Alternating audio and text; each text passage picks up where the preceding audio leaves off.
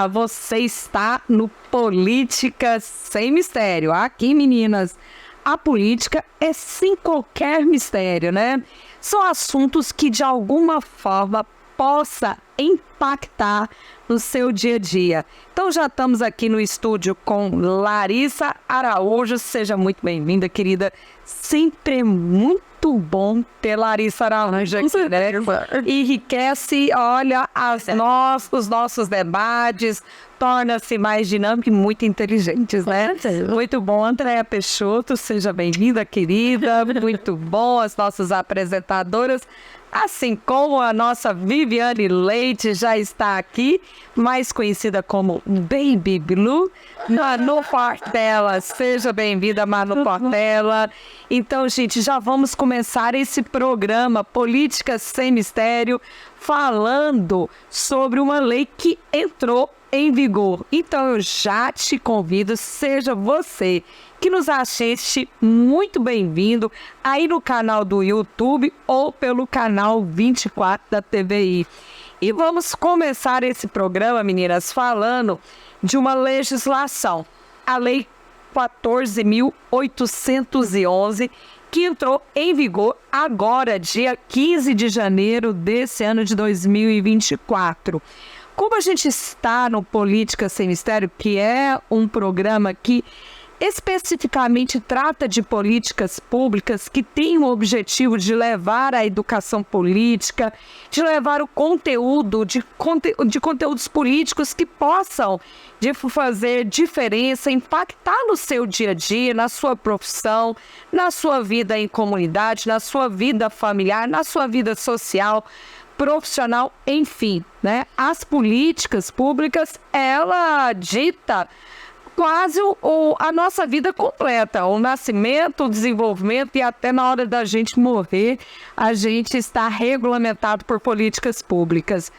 E, pessoal, hoje a gente vai falar, meninas, de uma política para crianças e adolescentes.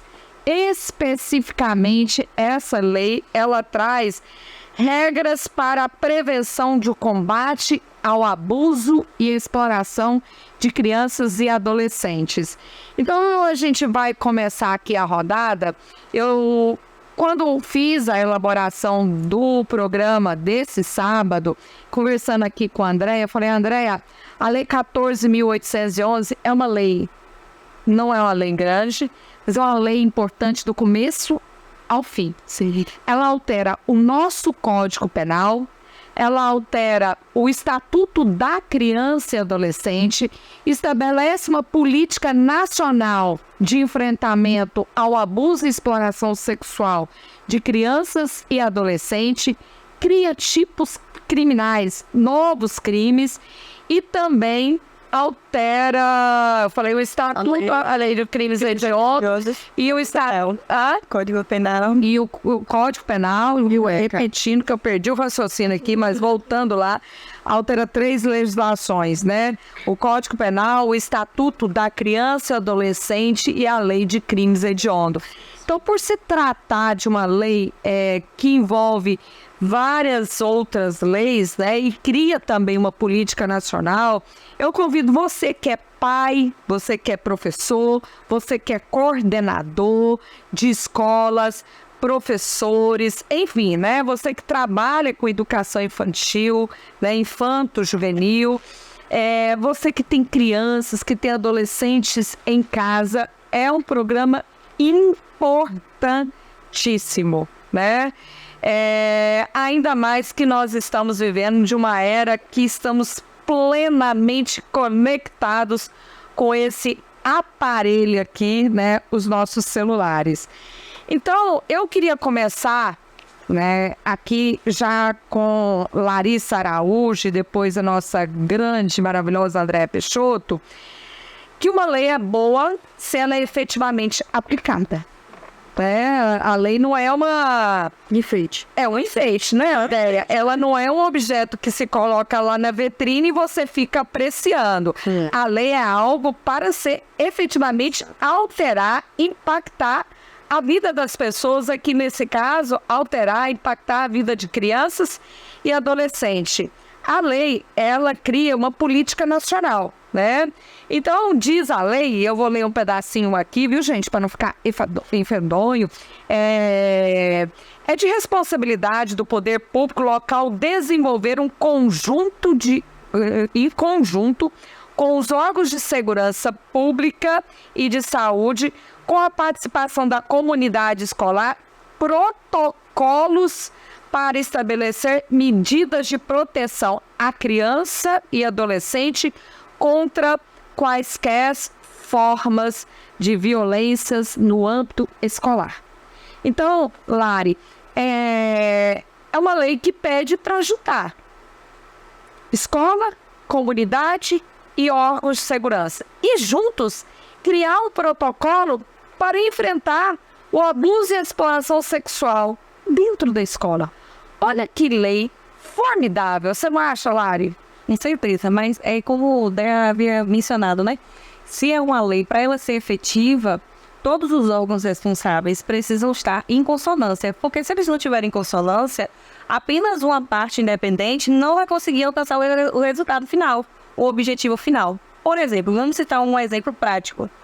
Nós temos uma ferramenta que é de muita importância, valia para a sociedade e funciona bem na prática, mas sozinha ela ainda é como se fosse uma muleta, que é a ronda escolar.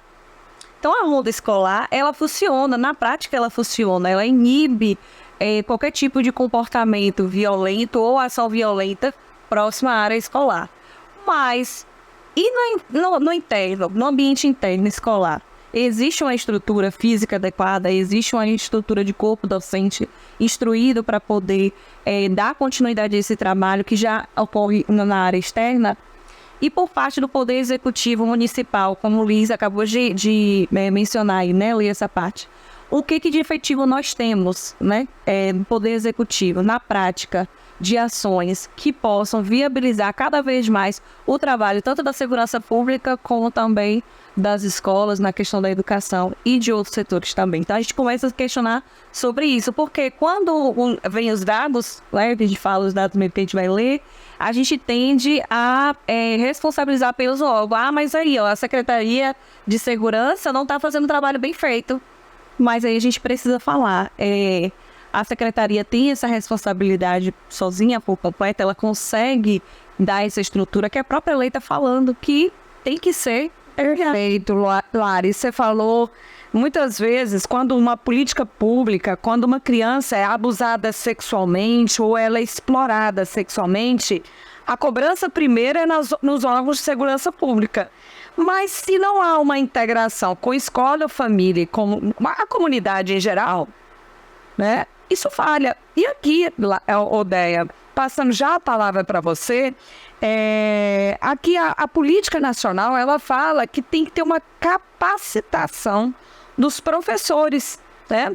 Não adianta os professores estarem sem uma capacitação para enfrentar, porque a escola é a primeira arena de convivência humana de uma criança e de um adolescente. É onde ela se depara com os colegas e os possíveis rejeições sociais, né? Sim. Por, às vezes, ela apresentar um corpo ou uma cor que não é hegemonicamente a desejada pelo padrão, né? Que é estabelecido de uma forma muito equivocada, né? Então, diante disso, é importante essa capacitação dos professores. Não é isso, Véia? Primeiro dizer que essa lei, assim, para mim, foi providencial. Todos nós aqui já fomos crianças. E eu desafio qualquer um, ou alguém de casa, que não já passou por isso, que não já teve algum tipo de situação constrangedora, de bullying, ou seja, cyberbullying de um tempo para cá, saiu da adolescência há pouco tempo, né? Vivi, pode dizer isso, que não passou. Eu já passei. Mas naquela época, professor, coordenador, não nem aí, porque não existia hoje, como hoje, uma lei que determine que agora isso seja regulamentado e que agora se olhe para essas crianças, se olhem para esses adolescentes. E ainda, só um minutinho, Manu, porque são todas as discussões que a gente vai pensando, né? e a prevenção para que isso não aconteça. A capacitação é necessária. Aí ele fala aí, protocolos. Mas quais são os protocolos? Precisa que nós, né, juristas, pessoas da área, pessoas que possam dar essa capacitação, estejam na linha de frente. Não nós, psicólogos, sociais, todos envolvidos para que vá para a ponta. Porque estando na ponta e que possa capacitar essas pessoas para que elas falem assim, não, o protocolo que eu vou adotar é esse. Então, eu vou exatamente fazer um protocolo para que essa escola faça exatamente o que a lei determina. Se é assim, se não. Olha só, eu vou passando a palavra para você, Manu. O que a Ideia falou é extremamente importante com relação à capacitação de professores quando se trata de abuso e exploração sexual de crianças e adolescentes, porque muitas vezes quem são os autores desse abuso e dessa exploração sexual são os pais. Exato. A violência, às vezes, acontece, principalmente o abuso sexual, ele acontece no interior da casa. E muitas vezes o professor é o primeiro que vê os sinais. Então o professor tem que treinar, ser treinado, tem que receber uma capacitação, tem que ter um protocolo de atendimento diante de uma criança que está sofrendo abuso sexual. O que eu vou fazer? Para onde eu vou levar? Eu vou levar para o conselho tutelar? Tem que levar para o médico? Qual é o protocolo de atendimento para uma criança que está sofrendo abuso ou exploração sexual, que muitas vezes esse crime está ocorrendo no interior da sua casa, da casa da criança. Não é isso, Manu? Com certeza. Quando a gente fala, né, de capacitação dos professores, eu queria trazer uma problemática que é a falta de remuneração. Sim. Porque não adianta capacitação quando o professor está sobrecarregado e quando não é adequadamente remunerado. Então, a gente também viu nos últimos anos uma questão que é a desvalorização do trabalho do professor. O trabalho do professor, especialmente quando se trata de crianças mais novas, é visto como um trabalho de amor. E qual que é o problema de você ver algo como um trabalho de amor? Primeiro, que você desvaloriza, e o segundo é que perde essa característica de ser um trabalho, né? Então, assim, além disso, tem tido esse mito do professor doutrinador, né? Do professor que está ali para colocar ideias abstratas na cabeça da criança. E isso também serve para tirar a credibilidade daquele profissional. Então, são questões que a gente precisa resolver num âmbito também social, de você valorizar aquele profissional, de você remunerar aquele profissional, de você controlar o tamanho das turmas, né, abrir mais turmas, porque a gente sabe que tem esse problema no sistema, especialmente no sistema público, né, de salas extremamente cheias, né, com alunos desinteressados, o professor não dá conta. Quando se trata especialmente de crianças mais jovens, né, então a gente está falando do ensino fundamental 1, você tem que ter, né, adequadamente um nível menor de alunos. E eu vou trazer essa discussão também, que é a questão da educação sexual. A educação sexual não é ensinar a criança a fazer sexo. E a educação sexual é a forma mais eficiente de você detectar abuso infantil. Porque a criança ela precisa, né, ter a nomenclatura e o conhecimento adequado para aquela idade, para ela expor que está sendo abusada. Até porque, muitas vezes, algumas carícias que são feitas nas crianças, muitas vezes elas não identificam aquilo como ato de violência. Por isso que a educação sexual ela tem que ser dada, não é ensinar a criança a fazer sexo, nem mudar de gênero, nem mudar de opção sexual, nada disso.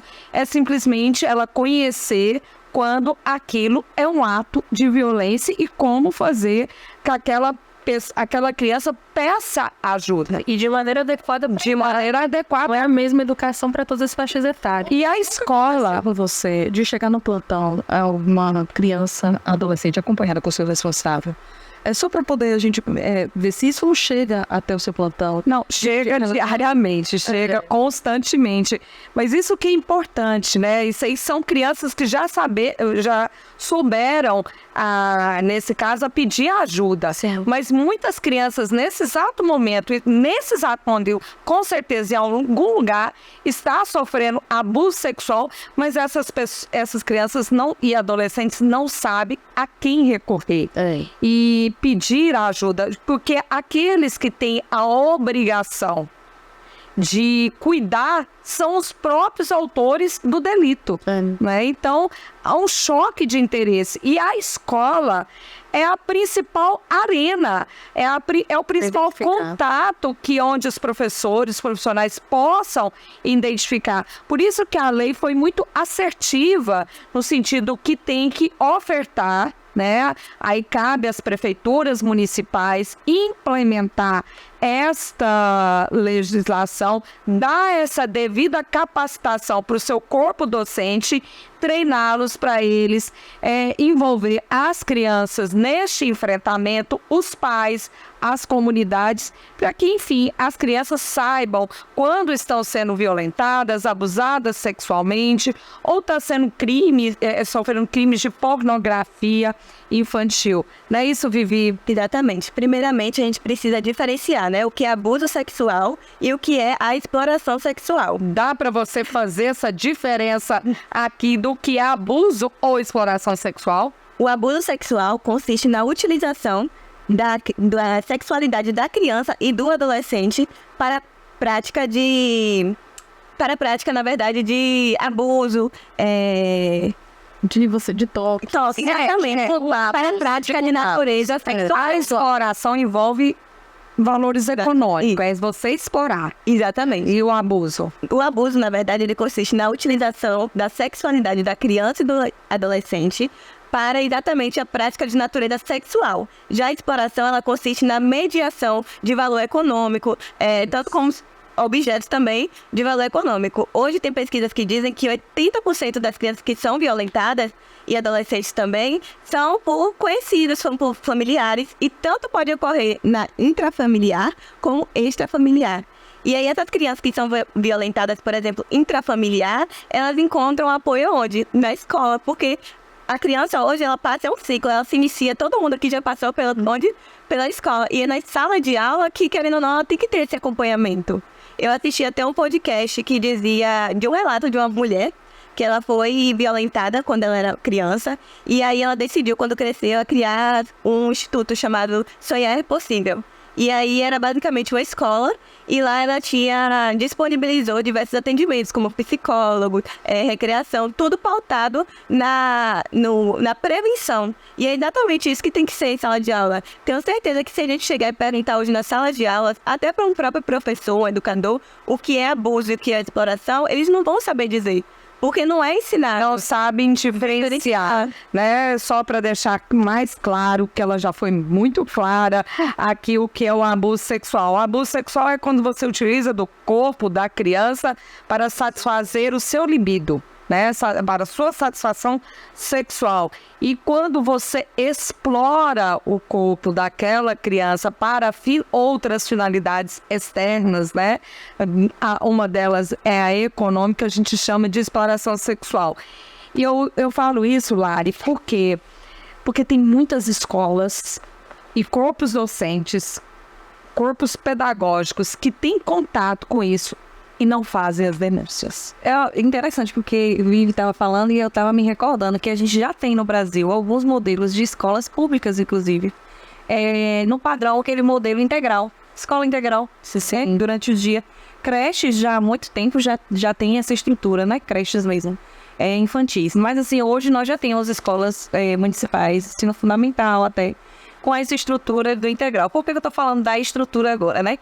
Eu gosto sempre de citar os bons exemplos e do que a gente pode fazer.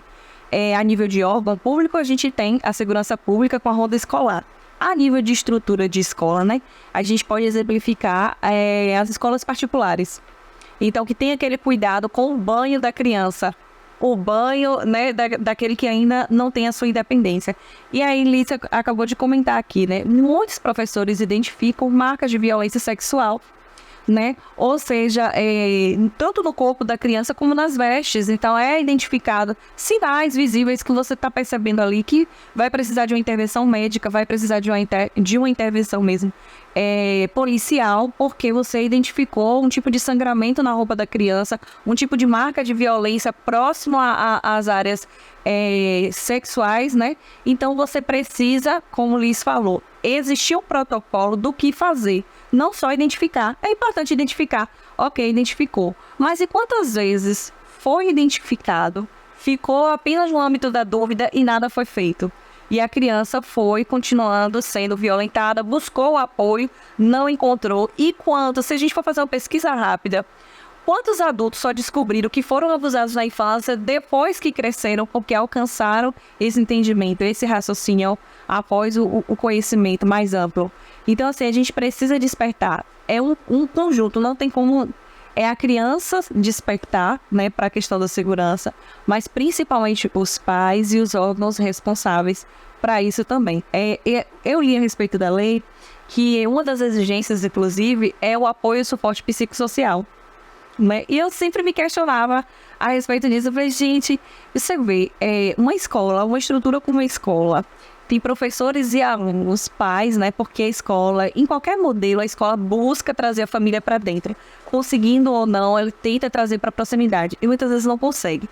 E eu sempre me questionei como é que a estrutura educacional do nosso país não comporta um psicólogo na área educacional. Eu sempre me questionei a respeito disso. E aí, uma dessas que eu percebi lá na lei é isso, a exigência de um agente psicossocial. Odeia, o que Lara está falando, a formação de uma rede, com psicólogo, com assistente social, com pedagoga, com os professores, com a comunidade, com as próprias crianças. Todos envolvidos nesse enfrentamento, porque sem essa rede, né, nós vamos ficar ainda patinando no mesmo local do que a gente ainda vivencia. Isso é caso de polícia. Isso não é caso apenas de polícia. Isso é caso também da pedagoga, isso é caso também da psicóloga, isso é caso de vários profissionais. Mas eu até quero contar um caso que eu vivenciei dentro da própria escola. Então, né, toda essa rede, ela é importante, né, para que possa ofertar esse atendimento de forma adequada. A própria lei, ela trata isso, dessa rede de atendimento especializado para crianças, né? Enfim, você quer contar, então, dessa? Um caso, uma menina, eu estava na escola dando palestra, né? Nessa época, a gente estava dando palestra, uma menina, eu sempre senti ela muito acuada, ela estava muito distante. E uma professora da escola, que é advogada também, me procurou. Porque como nós somos colegas, ela me falou, aquela menina ali sofre abuso. E eu não sei como a gente vai chegar até essa menina. E de fato, ela passava por abuso dentro de casa. Para você ver que antes, né? Antes a gente consegue identificar, os professores conseguiam identificar. Ela tinha marcas no corpo. Ela ficava coada, ela ficava sozinha. Ela ficava isolada. Então, a gente consegue perceber. Em uma outra escola que eu fui, em Ilhéus, outra menina disse também, ela foi diretamente para mim, não foi a professora, mas foi diretamente para mim, e disse assim, eu sofri abuso a vida inteira. Você me explicando isso, eu agora sei o que é a importância do que você fez agora, de explicar o que é abuso e o que é... Nós estamos passando pelas crianças. Sim. Mas eu vou passar também pelo professor. Sim. Muitas vezes o professor, ele não quer, às vezes, denunciar porque tem receios. De uma retaliação dos pais, ou de uma retaliação do autor do fato. Tirar a criança da escola. De tirar a criança da escola. Levar isso bem além. Existe só concluir, peraí, Manu. Então, é por isso que esse protocolo é importante. Sim. Porque não vai atribuir a responsabilidade de denunciar ao professor, mas sim está denunciando ao protocolo. Não é isso, Manu? Não, o que eu ia falar é que existe socialmente uma normalização de comportamentos predatórios. O que eu estou falando? A gente sabe, né? Todos nós sabemos que às vezes tem uma menina em casa e você fala o quê? Coloca uma calça porque aquele tio tá vindo. Não usa short porque tem aquela pessoa que é amigo da família. Isso é você aceitar no seu seio familiar uma pessoa que você sabe que tem um comportamento predatório. Que você sabe que possivelmente vai olhar aquela menina, aquela criança, com um olhar malicioso. E socialmente a gente vê o quê? A gente vê pessoas normalizando homens adultos casando com meninas de 14, 15, 16 anos. como que a gente fala, né, de combater o abuso sexual de crianças e adolescentes quando a gente normaliza esse tipo de comportamento no nosso seio social? E qual que é o post de normalizar? É você rechaçar, é você repudiar. Eu fazer na novela, né? Na novela tá acontecendo exatamente um caso assim, Manu. De um pai desejar a filha. Desejar olhar pra filha mais bonita do que a outra. E eu não sei se você viu, é mais bonita que a outra, porque a outra, ele teve exploração sexual, inclusive. Exploração e abuso. Estamos vendo um caso no TikTok, que talvez as pessoas assistindo conheçam, uma conta de uma menina de 14 anos, grávida, casada, romantizando essa situação. Vive que ela tá sabendo. Sim. Como que isso não se tornou um caso de polícia? Na 14 anos não entra quase naquele embasamento da classificação de estupro de vulnerável. Né? Como que isso não foi até o chega da segurança, né? E é algo que está extremamente público. E eu vou além do que a Andrea falou, porque às vezes o professor sabe, os alunos sabem, mas a própria mãe sabe, mas às vezes ela não tem recursos para sair de casa e manda a filha ficar lá. Ou então ela duvida. Muitas vezes eu li alguns relatos e eu vi que as crianças diziam que quando contavam pra mãe, a mãe, oxe menina, você tá doida? Tá inventando história. Tipo, calava a menina, não fala isso não, senão a gente vai ter que sair de casa, a gente não vai ter um prato de comida pra comer. Então, assim, ela é diminuída ao ponto que a maioria conta quando se torna adulto. Por quê? Quando ela consegue ter uma independência, né? Tanto financeira como tudo, e ela tem aquela mente que pode denunciar, que pode ter outro caminho pra ela procurar, né? E aí eu vi uma pesquisa também, que é a Pesquisa Nacional de Saúde Escolar, que foi realizada pelo IBGE em 2021, que diz que 1 a cada 5 estudantes de 13 a 17 anos já sofreram abuso.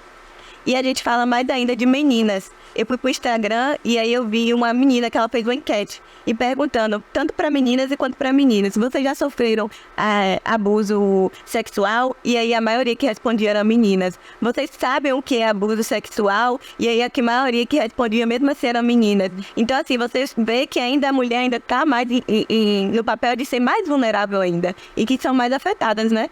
Principalmente crianças e adolescentes mulheres. Quando se trata de intimidade, é algo muito singelo, é algo muito complexo de lidar, né? A Andrea perguntou a respeito de atendimentos nos plantões policiais. Essa política nacional de enfrentamento ao abuso e exploração sexual de criança e adolescente, ela fala de uma política transversal, né, que envolve essa cadeia, essa rede de atendimentos. Quando se trata de uma política transversal, ela exige, então, já que trata de uma rede que tem professores, coordenadores, psicólogos, pedagogos, nós não falamos dos agentes da saúde, que também envolve nessa rede de atendimento. Ele fala de uma política continuada, né, de uma capacitação, ou melhor dizendo, de uma capacitação continuada, né? Eu vou dizer com toda sinceridade, Andrea, as agências de segurança pública ainda têm que avançar nessa capacitação continuada do policial militar, do policial civil, dos agentes de seguranças públicas no geral, com relação ao atendimento a crianças e adolescentes vítimas de violência sexual. Até mesmo membros do Conselho Tutelar. Há uma necessidade de capacitação continuada. Eu aprendi a diferença aqui porque a professora Vivi é ótima aqui no Política Sem Mistério e hoje eu já sei a diferença entre abuso e exploração sexual. Não é o suficiente ainda. Hoje é bom ter esse conceito, claro, é uma categoria importante. Entretanto, nós estamos vivendo tempos que esse tipo de crime é também praticado nos espaços cibernéticos, nas redes sociais, né? E essa lei contempla até tipos específicos. Então, é muito importante que os nossos policiais passam por capacitações, né, Islari? Uma capacitação continuada, não é porque teve uma vez, acabou, nunca mais tem que passar. Muitas vezes a gente vê que não é só questão do despreparo, né? A pessoa chega numa situação, encontra a criança, como acolher essa criança? Né? O servidor público policial. Sim. Como que vai acolher a criança naquele momento, né? Porque você não pode gerar uma exposição ainda maior, né? Então, assim, não há muito o que se perguntar, não há muito o que se fazer. Qual é o protocolo também para esses órgãos? Mas você tocou no assunto que eu achei interessante, e aí eu gostaria de fazer uma crítica mesmo, porque é um órgão importantíssimo e eu acho que deixa muito a desejar na questão mesmo de divulgação, no sentido de instrução mesmo. Eu acredito que seja também uma das ferramentas que deveria ser utilizada pelo Conselho Tutelar, a participação mesmo nas comunidades instrutivas, de material instrutivo mesmo, panfletagem, realmente reuniões de capacitação ou de educação para as famílias. Vamos falar de educação social dentro das casas de vocês mesmos.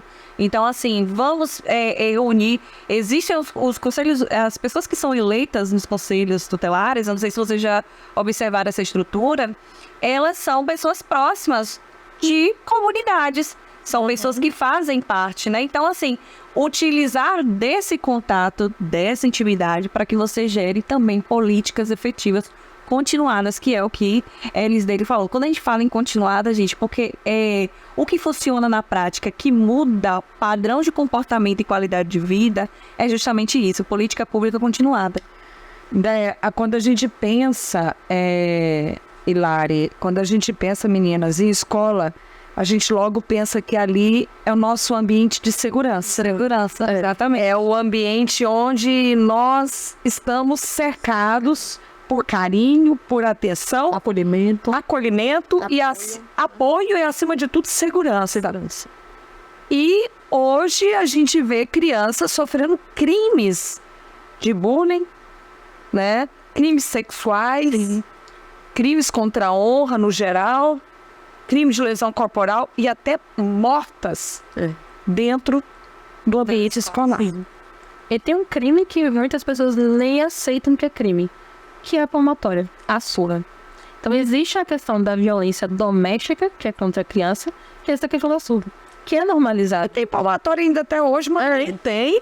Não, mas eu tô falando da questão, não, tô falando da palmatória na questão da pais que dizem que é do surra, desculpa, não é aquela palmatória. É o pessoal da escola, que eu tava falando de escola, né? Nós vamos dividir a palmatória existiu na escola. Sim. Várias milhas voltavam no que vai essa questão da normalização da violência contra a criança. Sim. Eu tenho certeza que muitos pais dão surra nos filhos e batem nos filhos sem compreender que é um tipo de violência, realmente achando que estão educando, que estão fazendo aquilo pelo bem da criança. E isso fala o quê? De uma falta de educação para os próprios pais. E a gente sabe, né, vocês que trabalham nesse âmbito penal, tem muita consciência disso, que quando se extrapola, leva a danos físicos e mentais extremamente graves, inclusive a óbito. Por isso, faço só um gancho com o que você falou sobre a violência familiar, né, relacionada à violência dentro da escola. De fato, a gente tem estudos que comprovam mesmo, Liz, que crianças que estão violentadas fisicamente em casa desenvolvem na escola também comportamentos violentos. Sim, claro. E aí isso se dissemina para os crimes cibernéticos, como o Liz falou, né? Essa questão da falta de limites. Então, a sociedade, ela ainda tem realmente uma grande dificuldade de entender os limites como algo necessário. Então, quando a gente fala de leis, a gente está falando de regras. E regras não necessariamente é feito para engessar um grupo de pessoas. Muito pelo contrário, é para causar ordem e decência na sociedade, porque a gente precisa disso. E aí eu volto para um exemplo também que é muito bom, excelente, tanto na estrutura educacional, como na estrutura física e até mesmo de cultura da escola, que é o vetor militar, por exemplo. Funciona muito bem na prática. A gente tem dados a respeito disso. O último Enem mesmo que teve, as melhores notas vieram também de escolas militares ou do vetor militar, né? A gente tem exemplo aqui em Itabuna como tem funcionado bem o vetor militar. Então, assim, onde a escola ela tem um padrão, né, de regra, um conjunto de regras, a cultura da escola também, ela incentiva que você entenda os padrões de comportamento. E padrão de comportamento violento não é aceito. Realmente não é aceito. Então, assim, vamos adotar aquilo que já funciona na prática, porque tem dado certo. Tem surtido efeito, né? Tanto a nível educacional, como a nível também influencial. Sim, pode falar, Vini. O que eu vejo, na verdade, é que a família, às vezes, ela não sabe ensinar, né? Conversar com a criança, nomear a parte do corpo dela, ensinar. E aí a escola entra nesse papel.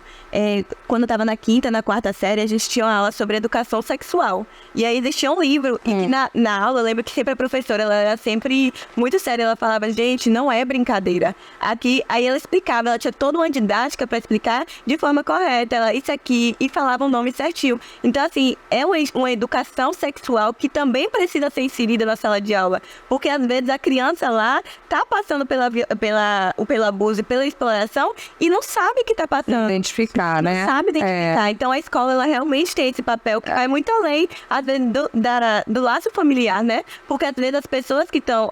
famílias, elas não são instruídas.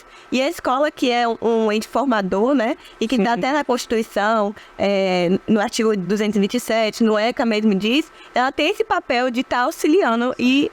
Muito bem colocado. Eu queria voltar só para a gente avançar aqui nas discussões, o que Manu disse a respeito da criança sofrer violência doméstica, porque as crianças sofrem violência doméstica tão quanto as mulheres. As mulheres estão mais assim, a violência da mulher ganhou mais expressividade e enfrentamento na sociedade. Só que a criança sofre tal como uma mulher, né? E quando a mulher sofre, a criança também vai sofrer. Sofre, porque ela visualiza aquela violência. Entretanto, né, essa criança, ao denunciar, ela é vitimizada secundariamente. Por quê? Como o Manu falou, né, vai chegar na delegacia, aí, ó, tá vendo, tá denunciando a própria mãe. Isso aqui não é violência, isso aqui eu tô educando porque eu tive esse direito. Então, há uma percepção social, um entendimento equivocado que a dor educa. Né? A gente tem que... Isso é uma coisa que está no nosso DNA, da nossa compreensão humana. Mas Rafinha está ali já chamando. Rafinha, vamos sair um pouco deste assunto e eu quero saber por onde Jéssica Tupinambá está andando. Ela acredita que essa semana aí está trazendo uma agenda dos povos originários, onde nossa Tupi mais internacional anda. Ô, Rafinha, mostra aí, por gentileza.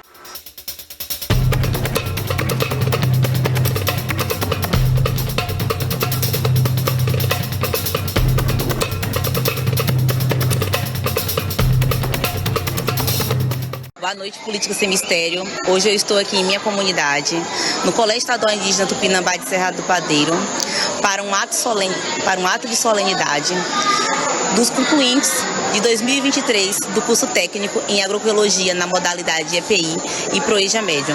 Então nós estamos aqui com convidados, com amigos e com alunos para celebrar, comemorar e formar os alunos de nossa escola. Olha como estamos cheios aqui em nossa quadra de esporte.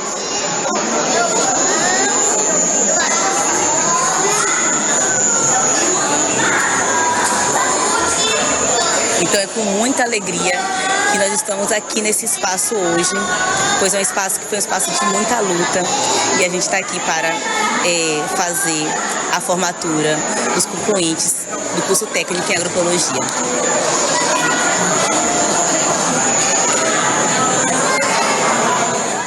Gente, olha que maravilha. Essa escola é uma escola indígena, fica dentro da aldeia dos Tupinambás.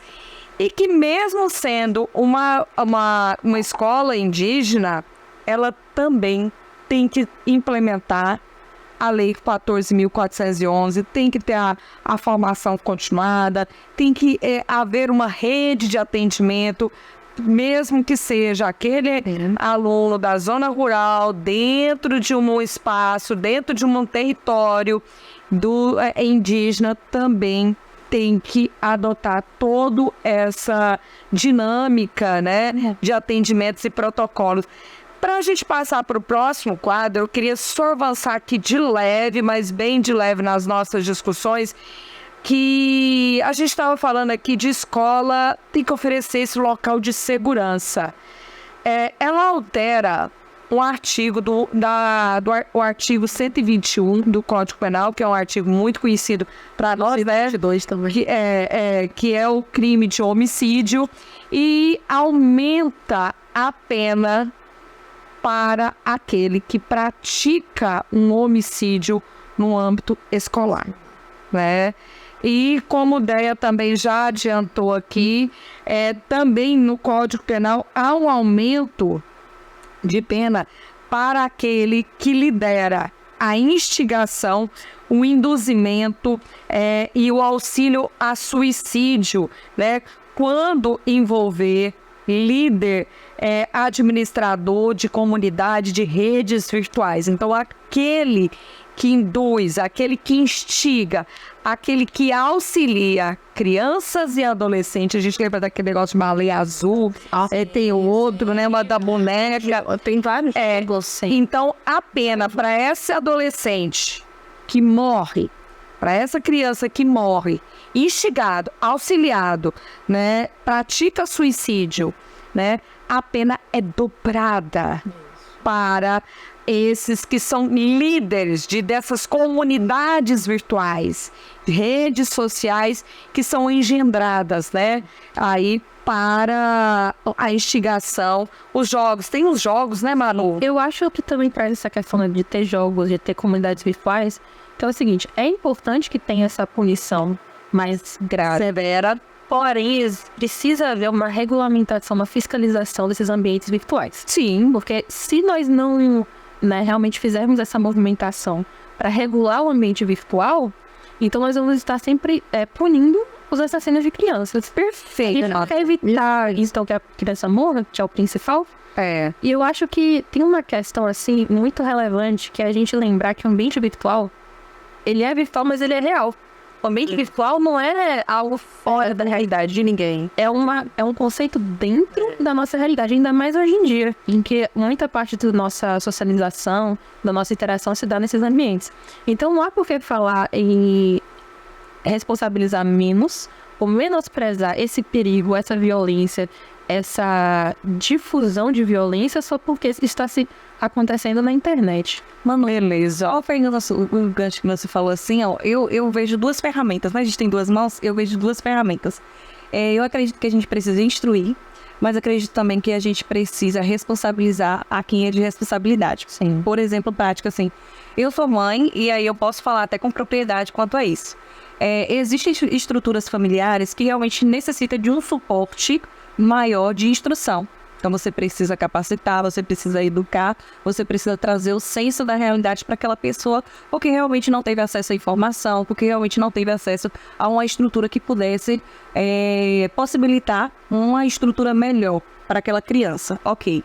Mas nós também precisamos falar sobre negligência familiar, que acontece e muito, e precisamos responsabilizar os pais. Frequentemente eu vejo em redes sociais pais criticando digitais influencers, por exemplo, por estar gerando conteúdo. Você está gerando conteúdo, você não está pensando nas crianças. Mas a regra, o regulamento da própria plataforma Instagram, ela informa que é para adultos acima de 18 anos. Exatamente. Não é para crianças. Então, se você tem uma criança que tem uma conta, seja ela qual for, porque a maioria das plataformas digitais coloca como regra básica 18 anos. Então, se tem uma criança que está fazendo parte de uma plataforma onde a principal regra é ter 18 anos, é de responsabilidade dos pais. E a maioria dos aplicativos e celulares hoje em dia tem aquela função do controle parental. Então, por exemplo, na Netflix, mas eu não gostei desse filme, e o que as crianças vão pensar ao ver esse filme? A classificação indicativa desse filme é para criança? É para adolescente? Vamos ter que continuar aqui. O debate é riquíssimo quando se trata disso, né? Então eu vou até dar uma sugestão. Troca a rede social do seu filho por um livro. Exato. Uma liberdade esportiva. Muito obrigada. Olha só, Rafinha, eu quero saber por onde anda Jai. Gente, vocês têm notícia de Jai? Tem notícia? Eu quero saber por onde anda Jai. Se ele tá por aqui, Itabuna, ou se ele tá fora da Bahia. Gente, mostra o swing desse homem, gente.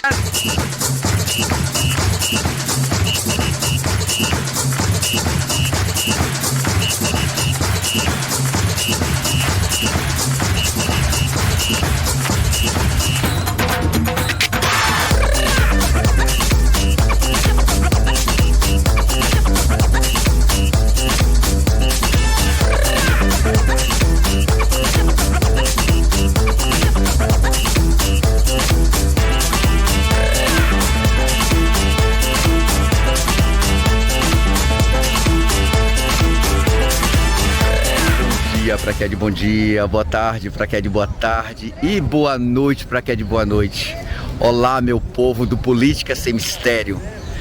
Lisdeli Nobre, André Peixoto, Jéssica Tupinambá, Baby Blue e Viviane. Não é Araújo, mas é a nossa Viviane.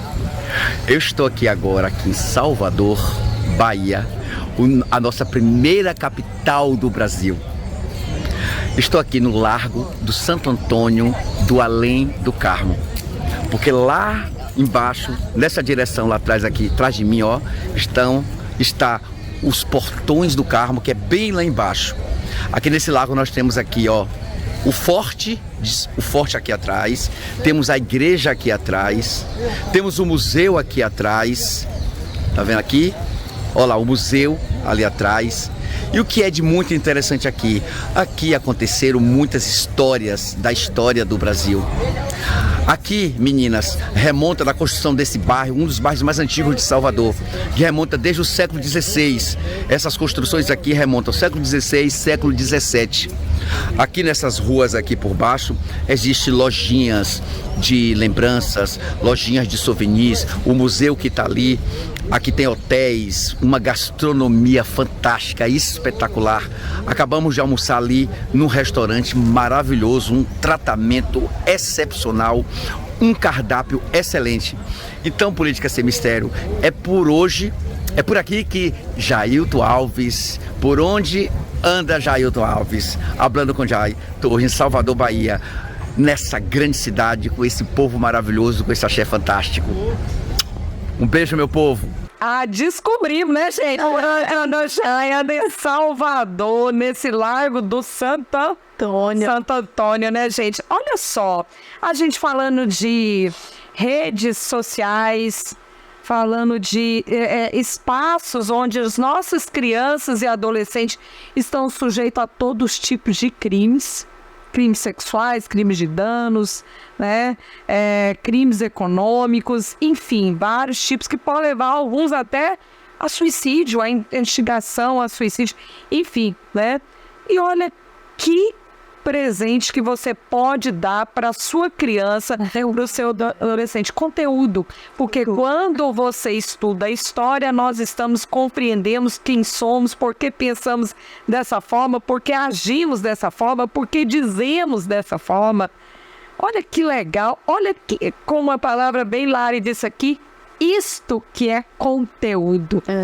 E é emocionante, sabe? Gente, eu pego as minhas filhas e faço isso, eu levo para praça, eu levo para praia, inclusive esse final de semana vou fazer isso com as minhas filhas, vou andar com elas aí também em Salvador, né? E ali a gente estuda, né? Inclusive a gente vai participar do Festival de Verão, né? Oba. Que está acontecendo neste sábado em Salvador. E uma delas, né, Maria Fernanda, perguntou a respeito de um cantor. Falei, você conhece ele? Não, mãe. Vai conhecer a história dele. Vai conhecer o movimento que ele fez parte. Me dê o seu celular e depois que você voltar com uma boa discussão, eu te devolvo o seu celular. É isso que a gente tem que fazer. Trocar realidades virtuais por realidades, que bem Manu disse, reais, né, Manu? É o presente mais valioso que um pai e uma mãe pode dar para eles. E é você incentivar o que a criança já tem, que é a curiosidade. Todas as crianças têm curiosidade, né? E vontade de aprender coisas novas. E às vezes as pessoas, os próprios pais limitam essa curiosidade. Quando você dá algo, por exemplo, como o tablet, né? O próprio TikTok, muitas crianças entram em idade inadequada, você está prejudicando, inclusive, a atenção daquela criança. Porque diminui a capacidade de foco. Então, ter esse incentivo, ter um contato real com coisas que são enriquecedoras cognitivamente, né? E que estimulam o pensamento, que estimulam a imaginação, é tão valioso. Dá o direcionamento correto. Eu, particularmente, meninas, eu leio muito, né? E eu tenho muito medo de perder meus livros. Porque eu acho que eles são a minha principal sustentação de vida, né? Que é a leitura. Mas eu tenho mais um quadro, gente. O programa hoje também também diverso. Rafinha, olha, a gente já passou por Jéssica. Jéssica, tô com saudade. Cara, né, Jéssica? Vou cortar. O Barbosinha disse que vai cortar teu ponto, né, filha? Faz favor de aparecer aí. Porque a política sem mistério não pode ficar sem a nossa lindíssima indígena. Mas, Rafinha, passa por Jai, já descobrimos onde tá Jai. Mas eu quero saber agora, Rafinha, qual foi a resenha dessa semana em Itabuna? Dá pra você mostrar aí, Rafinha, qual foi a resenha da semana aqui em Itabuna? Foi cômica, foi séria? Porque de vez em quando ele fica sério, né?